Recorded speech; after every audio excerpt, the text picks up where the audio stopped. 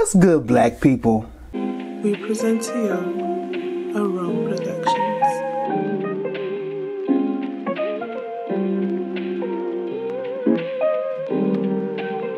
So today we are going to be discussing something that I haven't talked on in a minute, but I think this will be very informative for a lot of the young black men that follow me. My bad, I had some water. You gotta stay hydrated. But anyways, today we're going to be discussing something concerning Abba and Priest. We're doing a critical analysis upon this video. I'm going to snip it up just a little bit of the 60 seconds so that you can get a kind of a perspective of what we're going to be talking about in this video. And I will have the full video linked in the description box below as well. So let's get into it. I disagree with the red pill community, but I 100% understand that there's an absolute need for it. People often complain about like the rhetoric that comes out of like the manosphere or whatever. And I understand some of those because I disagree with a lot of the sentiments that they share. I've been called a blue pill and purple pill and whatever the term that they have. Honestly, I find the whole Matrix reference is super cringy, but it's 100% necessary. And I think one thing that people don't understand is that there's a lot of expectations placed on men in regards to the roles that they have to play in society, in regards to the roles that they have to play within the dating sphere. You know, the idea that we have to approach, the idea that we have to be the one putting the foot forward and doing all this stuff. I'm not saying that women don't have the responsibilities. I'm just saying there's a lot placed on us, right? The big problem is that we have zero resources in the mainstream to know how to do these things. We don't learn it from our parents because our parents oftentimes don't know what the they're doing. We don't learn it at school, and our friends are just as clueless as we are. So what ends up happening is that we look towards media. But the thing is, men don't have shows like The View. Men don't have shows like women do where they get to learn all the next beauty tips and have all their problems constantly talked about other than sports shows. And so what ends up happening is that men turn towards alternative media. I don't live as a black man thinking about all black people all the time. I'm thinking about my personal experiences. I'm walking through life. So when you go up to a man and you say your opinions are invalid and your issues are invalid because women suffer more, well, on a macro scale, I could understand what you're trying to say. But on a micro scale, which is how most people assimilate their experiences, I'm like, well, you're just telling me I don't matter. You're telling me my problems don't matter. So then I'm going to turn away from you. And then f***ers love to jump in. They'll be like, we as a community have created environments where men stop lying. First off, when you go in those environments, they start looking at you like, you better keep quiet, say only the right things and say the right way. That's not inviting. That's not appealing. So then men have turned towards men's circles to find people who understand them and speak the way that they do and resonate with their problems. So when you sit there from afar, you're like, man, this red pill community is trash. Well, great. I think it's great that you keep saying that, but here's the problem. What's the alternative? We can't be on TV talking about our problems because nobody cares and we'll get canceled. I've seen so many men's dude when I was from the early 2000s to like mid 2010, right? Just destroyed and taken off the air because they were toxic and unacceptable, right? But women's TV shows, they can go on for years. They can say the craziest stuff, the most foul things, fine for television. These fellas right here hit it on the spot. When I was talking about divine masculinity, probably going into the middle of 2020, there were a lot of females that were following me at this particular time that were unfollowing me. I think I had probably about up to 100, maybe up to 200 women that unfollowed me because of the content that I was bringing to black men. Now, to the beginning of 2020, going to the middle of 2020, I was talking about divine femininity, the primordial Devi, women tapping into their feminine greatness so that they can be the better selves, their higher self, so on and so forth. It wasn't until I started talking about the divine masculine, that we need to give some respect to the divine masculine, that all of a sudden these women felt like that I was shaming them or degrading them or taking them off of their high horse. You know, I wasn't praising them like they wanted me to. And it wasn't about praising women when I was talking about divine femininity, but I thought we could have a mature conversation about tapping into your higher self, tapping into who you are supposed to be as a divine feminine entity. However, in this society, you have a lot of women who have this big head, they're egotistical, and they can't take accountability for their actions. Not talking about all women, but this society is socializing or is conditioning women to be a certain way. You know, especially when dealing with black women. The society is socializing or conditioning black women to turn against black men, to such a point where they are desensitizing the way that black men are supposed to feel and desensitizing how black men are. You know, they're desensitizing to the point where they are conditioning women to speak to men any type of way. And this might just not be social media wise, but this is what happens in the household. You never had your mother, actually respecting the grounds of your father. So you think this is how you talk to men until you run into the wrong one. But you think this is how you talk to men. You can call them a biatch. You can call them out their name, tell them how trash they are, how much of a dumbass they are, treat them like little boys. You think you can shame and emasculate and effeminize men and then turn around and be like, I can't find a good man. That's not how this game works. The issue in this video with Album Preach is something that I talked about a couple of years ago concerning when I first was introduced to the Black manosphere. I was introduced to it back in 2019, and I made a video later on in 2019 about the Black manosphere, and I will have that video as well linked in the description box below. It's a video that I personally made myself, and so you can watch that for yourself and see how you feel about what I said in that video. But basically, I had some issues with the Black manosphere because they weren't giving black men, at least I didn't feel like it, black men around my age, the insight that they needed to be men to an extent of building relationships with other women, or building a nation, or prioritizing their time to be in a relationship or to make a family. Because the men who were the spokespersons or the ambassadors of the Black manosphere, they don't have wives, they don't have families, they just have baby mamas and children that they had out of wedlock. There's no, I can't name one black man in the Black manosphere that even to this day, there's no black men that I can name, even Kevin Samuels, to where there are men who can say that, okay, I have a family of 25, 30 years. I have children who are doing well for themselves and they're creating families themselves. You don't have any men like that.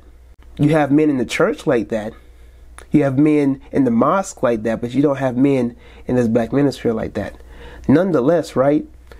Alba and Preach made a very good point here, because the red pill information or the manosphere is an outlet for men around my age and so on and so forth, to where they can speak on these issues, because we don't have any other outlets.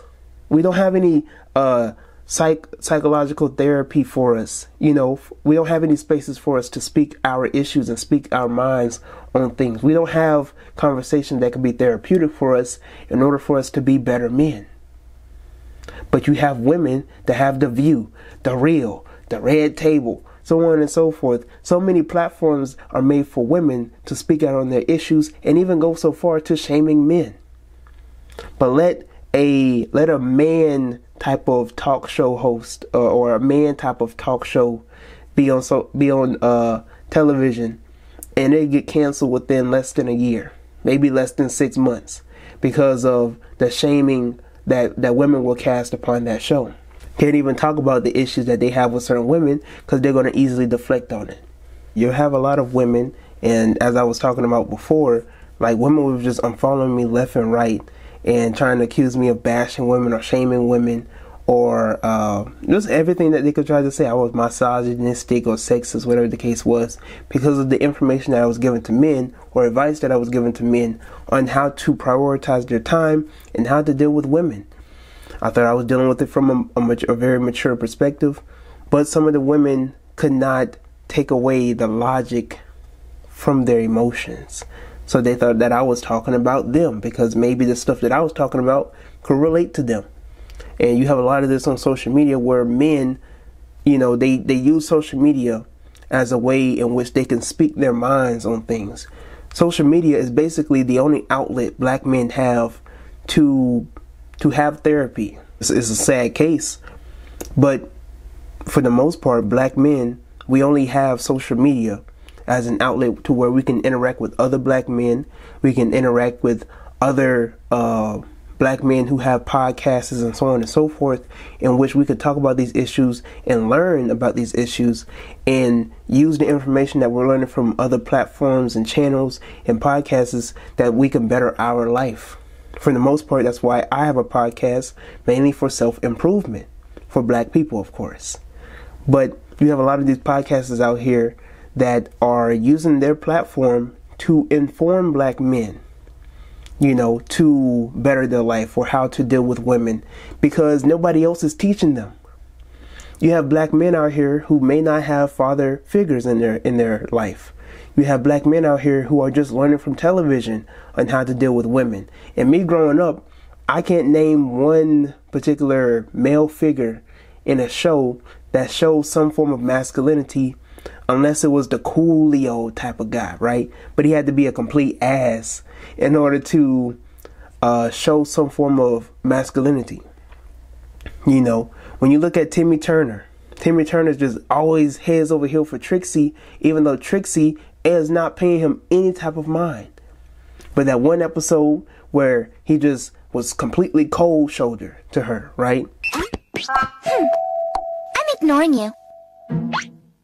I said I'm ignoring you. Stop ignoring me, ignoring you! Didn't pay her no mind. You know, little responses. Trixie just lost her mind over Timmy. When Timmy, you know, when he separated his personalities and all this other type of stuff, when he was just like, whatever. This girl was head over heels for Timmy Turner. And this is what they are portraying to men, that you have to be this way in order to get the woman that you want. You know, and in the other way, Timmy has to be head over heels and do whatever it takes to try and get Trixie's attention.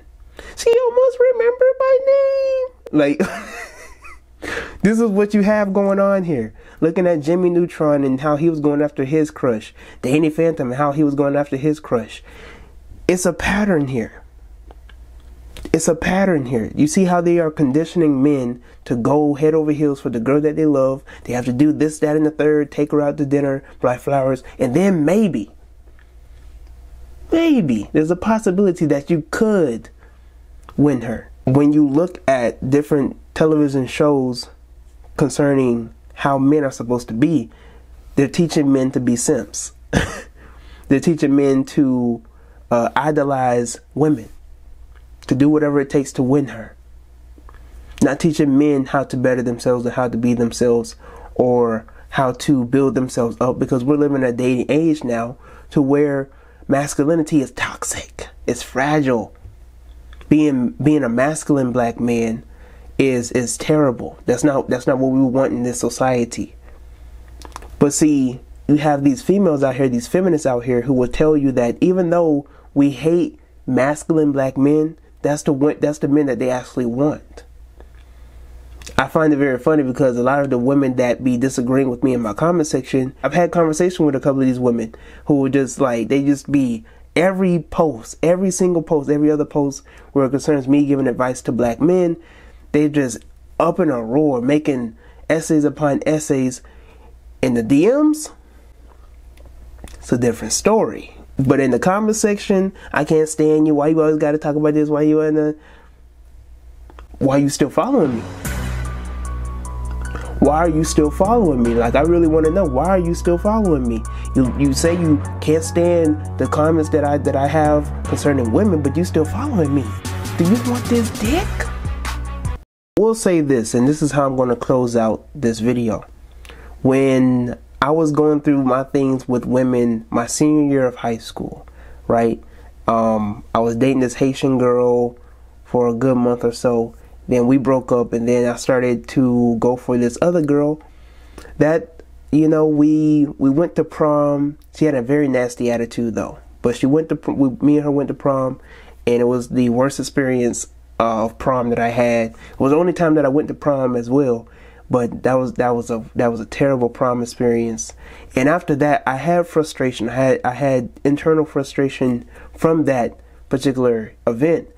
But I had nobody to talk to about this issue. I was confused. Like, I knew women generally were not like that, but I couldn't help but wonder, you know, if I ever run into a woman like that again, how am I supposed to coordinate myself? How am I supposed to respond when she wants to get smart, when she wants to call me out of my name? How am I supposed to coordinate myself with that? What am I supposed to do? You know, because there'll be certain times with the girl that I took to prom, you know, when we're out and about and she might say something slick or somebody says something smart, there'll be a guy right beside you. You just gonna let her say that? You gonna let her talk to you like that? I never been taught how to converse with a woman that's arguing with you.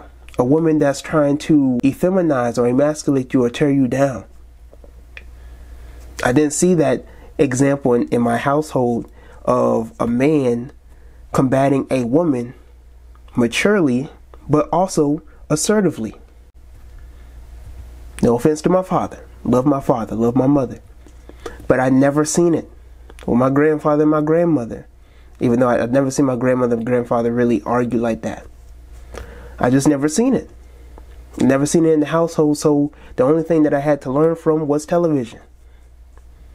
And when I learned from television, the woman's always right. That's what television teaches you. The woman's always right, even when she's wrong. And she has the last word. So when you have the red pill and the manosphere that's teaching you, you don't have to deal with that. You don't have to deal with a woman calling you out of your name, and this is how you deal with it, and this is how you coordinate yourself around that, and you don't have to occupy your time with her because there are other women out there and she's not the prize. Whoa.